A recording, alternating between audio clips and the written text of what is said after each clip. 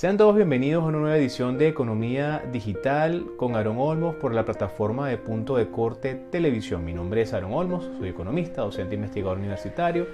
locutor certificado UCB número 36940, y el día de hoy quiero compartir con ustedes un tema muy apasionante que ha sido transversal en todos los temas anteriores que hemos desarrollado hasta ahora a través de la pantalla de Punto de Corte en este espacio. Y es el tema de la educación, pero la educación orientada a los aspectos tecnológicos, pero también a los aspectos económicos y financieros. Y es que en esta nueva economía, en esta economía digital, donde las plataformas digitales, el internet, los tokens, los criptoactivos, las cadenas de bloques, el fintech, las plataformas financieras tradicionales y no tradicionales, simplemente están convergiendo en una visión distinta de relacionamiento social, pero también del concepto del dinero y del valor. Y precisamente de eso queremos hablar el día de hoy. Lo cierto es que hablar de educación financiera es muy importante porque en principio parte del individuo, ¿no? El hecho de conocer y entender realmente qué es el dinero. A veces nosotros, graduados o no, de alguna licenciatura o formación que tenga que ver con economía o con finanzas, todavía, luego de habernos graduado del pregrado y a veces hasta después de algunos posgrados,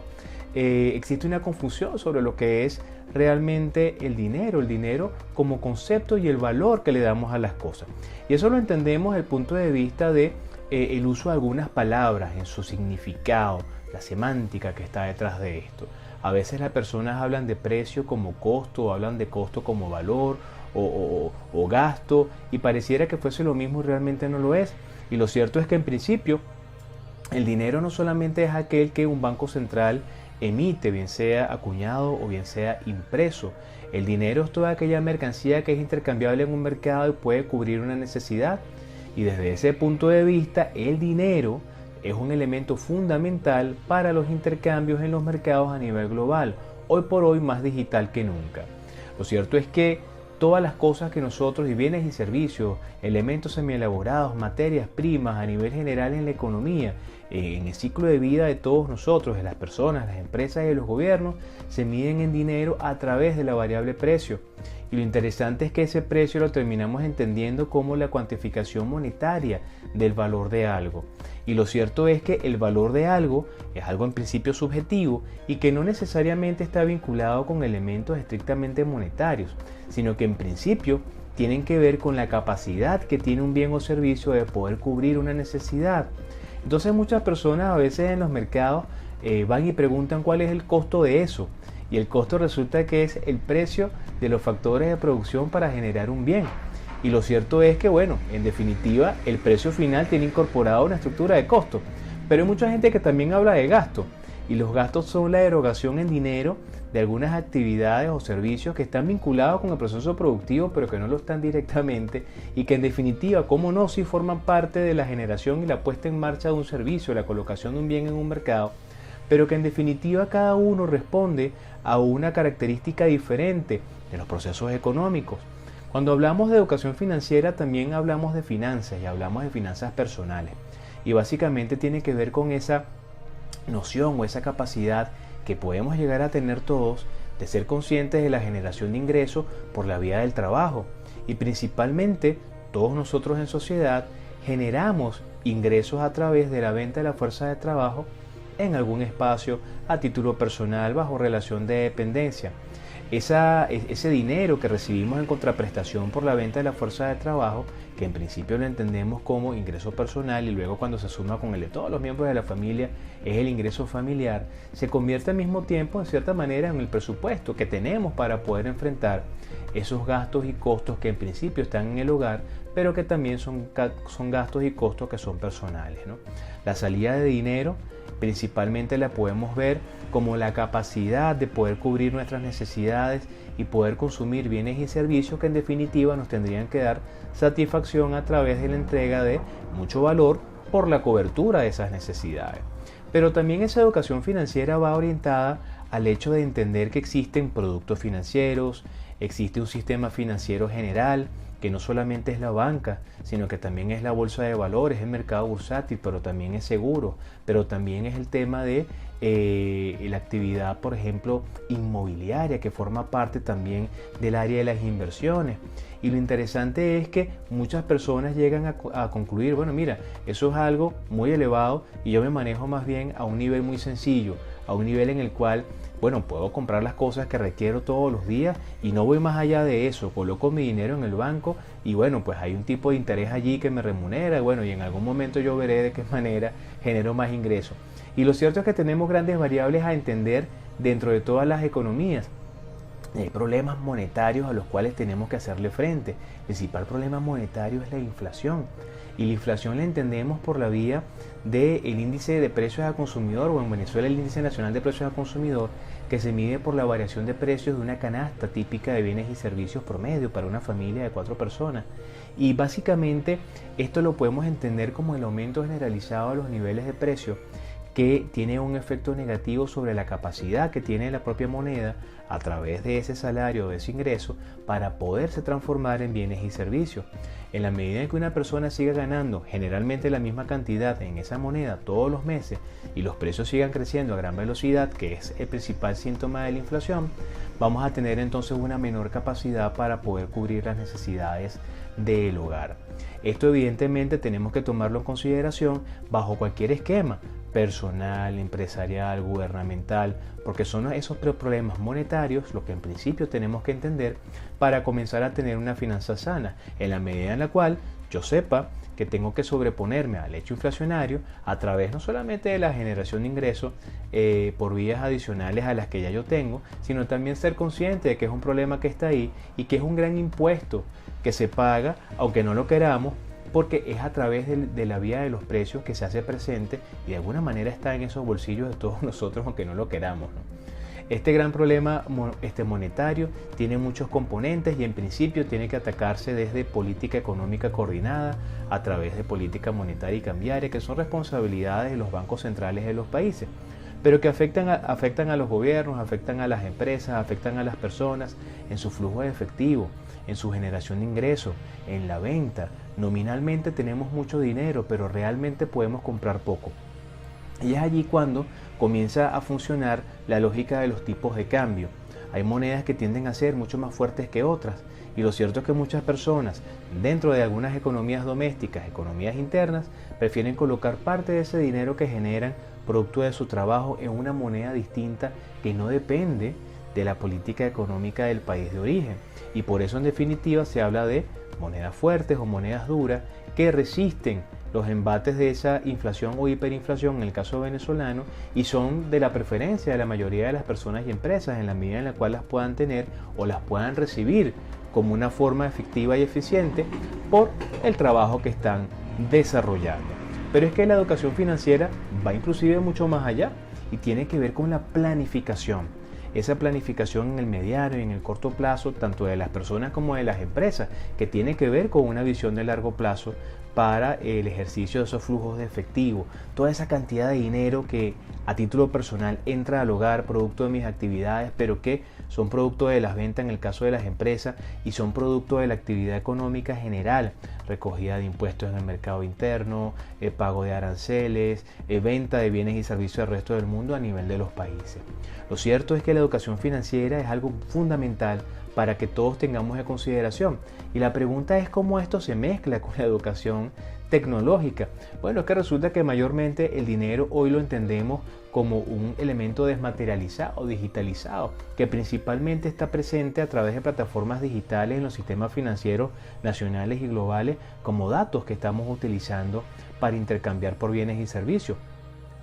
Cuando nosotros somos conscientes que principalmente estamos utilizando aplicativos de teléfono, tarjetas de débito, tarjetas de crédito, en los casos en los cuales los límites sean coherentes con la realidad país, bueno, estamos utilizando medios de pago y formas digitales de ese dinero. Claro que sí, también tenemos dinero físico.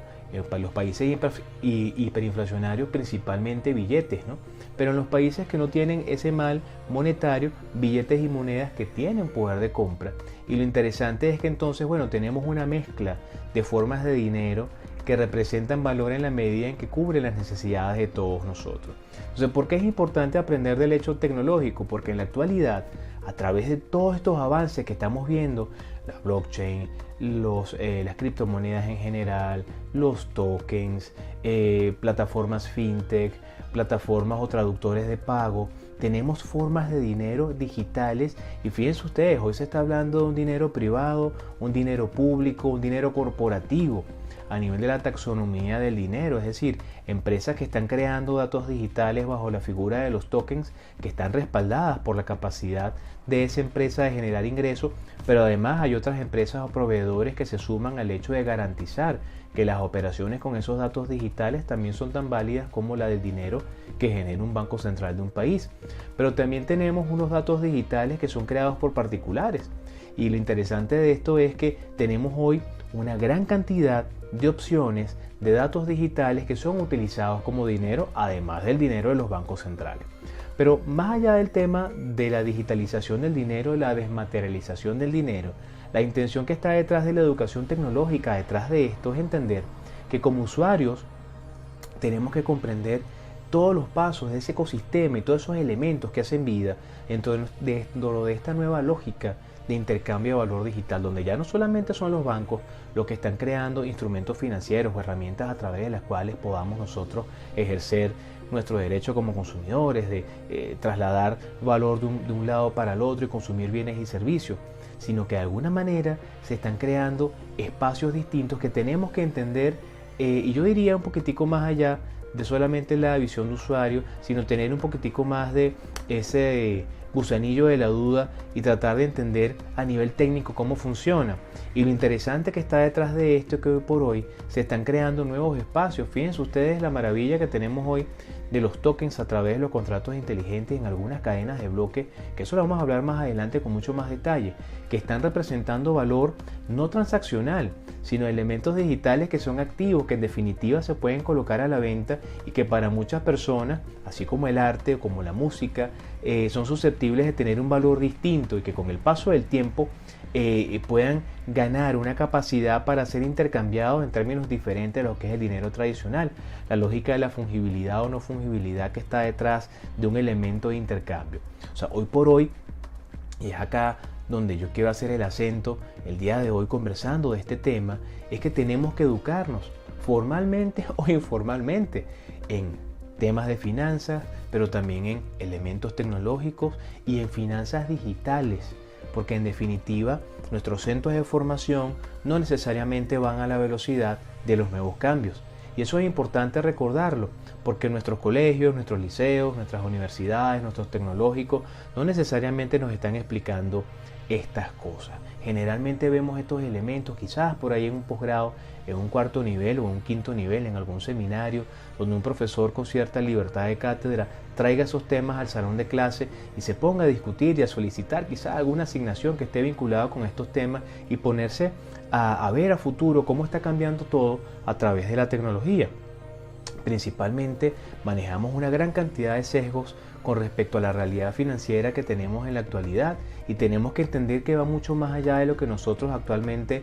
conocemos. Entender y comprender que mucho de lo nuevo no lo conocemos y asumir con humildad que tenemos que sentarnos a aprender es el primer paso que está detrás de el buen uso de estas herramientas y transitar correctamente este proceso de transformación digital que ha sido llamado así por muchos autores y que básicamente es un proceso muy personal de aprendizaje y de educación de la tecnología, pero en este caso que estamos hablando hoy vinculado con las finanzas y con la economía de las personas. Tanto es así que hoy por hoy no solamente el tema económico para trasladar valor digital a través de la digitalización del dinero, sino que también la actividad de intercambio global en términos del comercio electrónico o el uso de las redes sociales como principales ventanas para ofrecer y vender bienes y servicios o simplemente utilizarlo como un canal para mandar un mensaje o para ofrecer un bien. Lo interesante es que en la actualidad, y por esos datos que nosotros dábamos cuando hablábamos sobre el informe Hootsuite a nivel global y sobre todo el informe Hootsuite para Venezuela,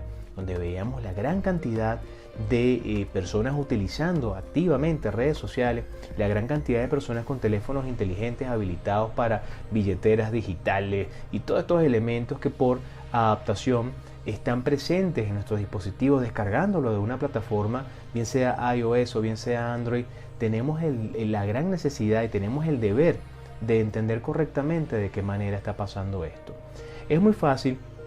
entrar en estas nuevas tecnologías y luego de no hacer bien la tarea, quizás echarle la culpa a la plataforma. Oye, me fue mal porque esa plataforma no está bien diseñada. O me fue mal porque en definitiva alguien no me explicó correctamente esto bien. No, principalmente el gran trabajo lo tenemos nosotros. Y somos nosotros los que tenemos que comenzar a entender y aprender de qué va esto. Entonces, si nuestras instituciones formalmente, no todas nos están dando las herramientas para comprender de estos temas, bueno, tenemos que buscar la información. Y buscamos la información en los principales lugares donde siempre están. En los libros, pero también lo buscamos en internet y por autoconocimiento. Es increíble la gran cantidad de información valiosa y la no tan valiosa que también hay, por eso es lo otro que hay que entender. Hay mucha información no valiosa que está disponible y que nos puede llevar a terribles resultados, pero lo cierto es que tenemos que tener un criterio de selección de a quienes vamos a escuchar, de qué información vamos a ver y de cómo nos vamos a aventurar con estas nuevas herramientas. Y lo cierto es que principalmente para autoconocimiento podemos entonces llegarle a estas herramientas, pero principalmente también tenemos que buscar a los autores, tenemos que leer los libros, tenemos que descargar los papers. Finalmente, depende de nosotros entonces el logro de este objetivo educativo. Bueno, las herramientas están allí, solamente falta que tengamos ganas de aprender y de saber buscar. Al conseguir la información, comenzar un proceso de retroalimentación, probar en el mercado aquello que hemos aprendido y tratar en lo posible de ver de qué manera nos agrega valor. Eso es lo que tenemos que hacer y desde el punto de vista educacional, no solamente quedarnos con esa información, sino tratar en lo posible de poderla compartir con aquellas personas que nos circundan, con amigos, familiares, todas aquellas personas que sabemos que también están igual que nosotros en la búsqueda de la mejor aplicación de estas herramientas. Así que la mejor recomendación que se puede dar a cualquier persona es no parar de aprender, estar constantemente en un proceso de agregación de valor, buscar información, aplicar, replicar, medir, comparar y en definitiva crearnos nosotros mismos nuestra propia estrategia y nuestra propia estructura. En la medida en que más información tengamos y más podamos aplicar y más herramientas podamos conocer y más elementos nuevos de esta nueva economía podamos incorporar a nuestra realidad, vamos a ver que esto está lleno de una cantidad de elementos interesantísimos para, bajo la visión tradicional que se tiene de que la tecnología está al servicio de todos nosotros, si sabemos utilizarla correctamente bien, muchos elementos de nuestro día a día va a cambiar. Es increíble ver cómo muchos venezolanos en la actualidad, en medio de la hiperinflación y todos los problemas que podamos llegar a tener, se han educado financieramente, pero también se han educado financieramente hacia el lado de la tecnología y han comenzado a sacarle provecho y partido a cualquier cantidad de herramientas disponibles precisamente para poder cubrir esas necesidades que los sistemas tradicionales en la actualidad no pueden. Es así como vemos traductores de pago, plataformas fintech, criptomonedas, monedas estables, tokens fungibles y bueno, evidentemente herramientas digitales de la banca tradicional que dependiendo si utilizamos algunos VPN o utilizamos de repente algún tipo de software que me permita poderme conectar correctamente bien, me van a brindar una experiencia interesante y sobre todo me van a ayudar a mejorar mi estilo de vida, porque en definitiva detrás de todo esto está la lógica de obtención de una mejora en el estilo de vida para todos nosotros. Así que bueno, la invitación que hacemos desde acá, como siempre, desde Economía Digital con Aarón Olmos, es a seguir en la senda del conocimiento, a agregarnos valor, a seguir investigando, estudiando, aplicando y sobre todo compartir lo aprendido, porque en definitiva esto lo estamos construyendo todos y aunque creamos que no es así, aunque nos veamos muy pequeños dentro de la gran cantidad de personas que en el mundo estamos haciendo parte de esta nueva economía, todos sumamos y todos somos importantes. Así que bueno, hasta acá los acompaño en esta edición de Economía Digital con Aarón Olmos por la plataforma de Punto de Corte Televisión. Será hasta una próxima edición y los espero por acá como siempre.